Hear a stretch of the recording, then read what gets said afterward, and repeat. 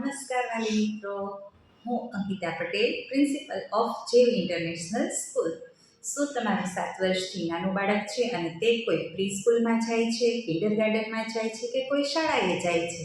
અને હા, જાય છે તો તે કયા સમયે જાય છે? સવારના સેશનમાં જાય છે, બપોર પછી જાય છે કે બપોર વચ્ચે જાય છે?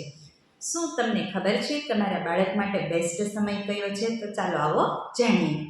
જે આપણા શિક્ષણવિદો છે, બાળ કેળવણીકારો છે, ચાઇલ્ડ સ્પેશિયાલિસ્ટો છે, આ બધાના મત મુજબ એવું માનવું છે કે બાળક જે સવારના સમયે ભણી શીખી અને યાદ રાખી શકે છે એટલું તે બપોર પછીના સમયમાં યાદ રાખી શકતું નથી.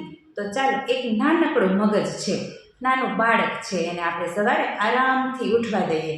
સવારે 8 વાગ્યાની આજુબાજુ બાળકને ઉઠાડીએ, 9 વાગ્યાની આજુબાજુ આપણે એનો શાળાનો સમય સિલેક્ટ કરીએ, એટલે 12 કે 12:30 વાગે એટલે બાળક ઘરે આવી જાય.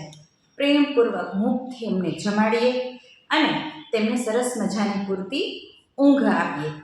આપણે મોટા વ્યક્તિઓને પણ સવારથી ઉઠી અને બપોરે આરામની જરૂર પડે છે, તો આપણે બાળકને પણ પૂરતી ઊંઘ આપીએ. આવો ચાલો જેવી ઇન્ટરનેશનલ સ્કૂલમાં, જ્યાં અમે બાળકોને ખીલવા માટેનો પૂરતો અવકાશ આપીએ છીએ. ઘર જેવી અમે બાળકોને કેળવણી આપીએ છીએ. માવતરથી પણ વિશેષ બાળકોને અમે સાચવીએ છીએ. અભ્યાસની સાથે સાથે બાળકોમાં સંસ્કારનું સિંચન તો ખરું જ. તો આવો અને નવા વર્ષ માટે જેવી ઇન્ટરનેશનલમાં આપના બાળકનું એડમિશન લો. નમસ્કાર.